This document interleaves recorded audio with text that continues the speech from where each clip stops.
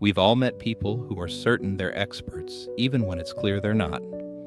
Think of the coworker who derails meetings with misguided ideas, the relative who thinks they're an expert after watching a single documentary, or the internet commenter arguing with actual professionals.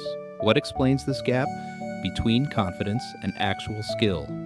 The answer lies in a fascinating psychological concept known as the Dunning-Kruger Effect, discovered in 1999 by psychologists David Dunning and Justin Kruger. Their groundbreaking study revealed a cognitive bias where individuals with the least ability in a domain often overestimate their competence, while experts tend to underestimate theirs. As Dunning himself quipped, "The first rule of the Dunning-Kruger Club is you don't know you're in it." In this exploration, we'll unpack the origins of this phenomenon, how it works, its real-world implications, and how we can guard against it, especially since those most affected by it are usually the least likely to recognize it. The roots of the Dunning-Kruger effect trace back to an unusual bank robbery in 1995, when a man named MacArthur Wheeler robbed two banks in broad daylight with no disguise. Upon arrest, he expressed shock that he had been identified on surveillance footage. He had smeared lemon juice on his face, believing it would make him invisible to cameras based on the use of lemon juice as invisible ink. This bizarre but sincere belief intrigued David Dunning, who began to wonder, how could someone be so mistaken and yet so confident? He partnered with graduate student Justin Kruger to investigate. In their study, participants completed tests in areas like humor, grammar, and logic, then estimated how well they had done compared to others. The results were striking. The lowest performers consistently overestimated their scores, believing they had outperformed most of their peers. In reality, they were among the worst. Meanwhile, top performers underestimated themselves. As Dunning noted, the skills needed to produce a right answer are the same ones needed to recognize what a right answer looks like. Without those skills, people remain unaware of their own deficiencies. This dual burden, poor skills and poor self-awareness, is the heart of the Dunning-Kruger effect. It stems from metacognitive failure, the inability to accurately assess one's own knowledge or skill level. Several psychological mechanisms fuel this. First is the unknown unknowns problem. Beginners are unaware of how much they don't know. Second is confirmation bias. Once people believe they're competent, they selectively notice information that supports that belief and ignore what contradicts it. Third, humans have difficulty assessing themselves objectively, often comparing themselves favorably to others, a tendency known as the above-average effect. Bertrand Russell once observed, "The whole problem with the world is that fools and fanatics are always so certain of themselves, and wiser people so full of doubts."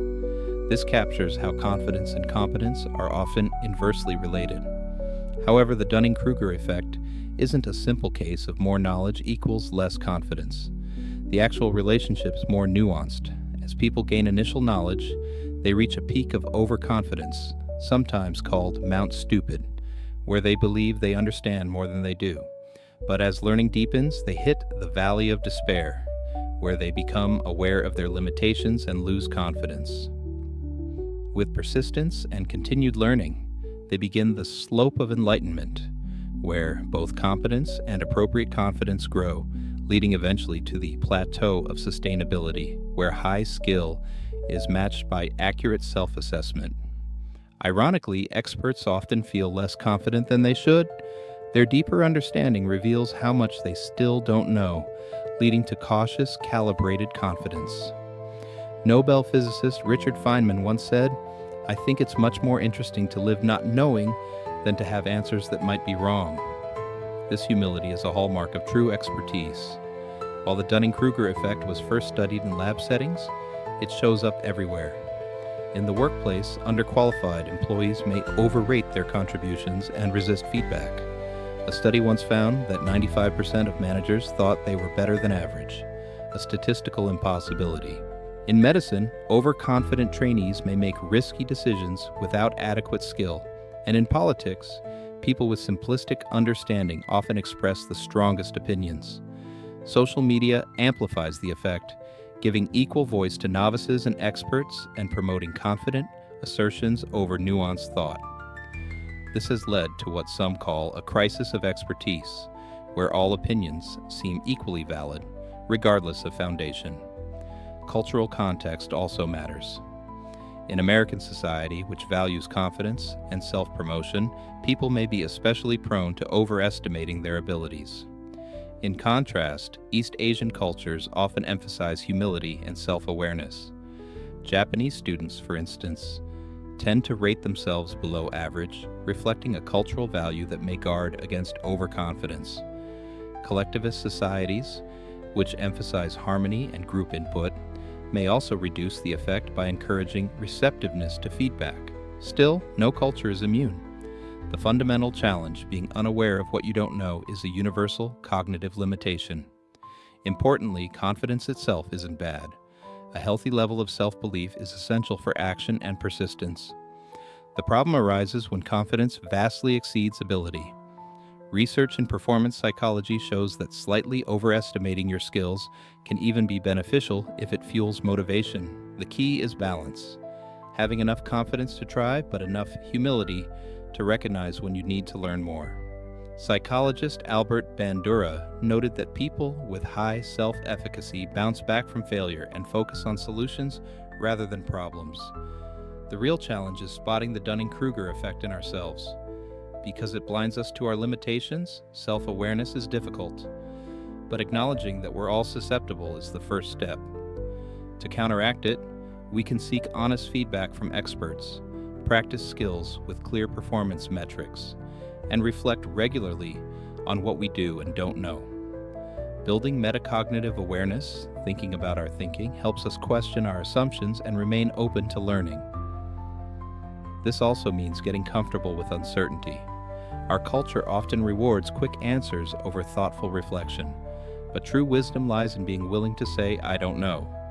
As Socrates said, "The only true wisdom is in knowing you know nothing." Today's digital landscape intensifies the Dunning-Kruger effect. Easy access to information creates the illusion of knowledge.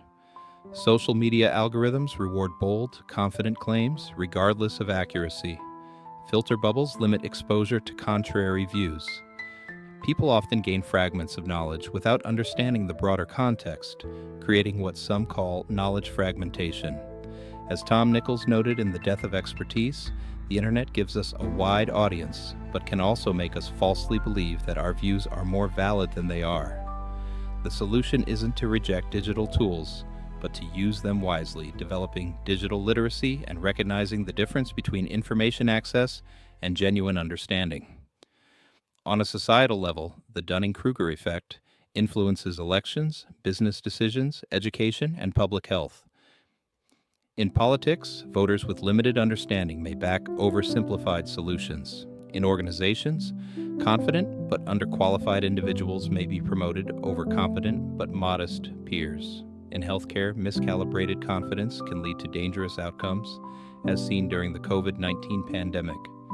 Even in education, strong but uninformed opinions from parents or students can undermine evidence-based teaching practices.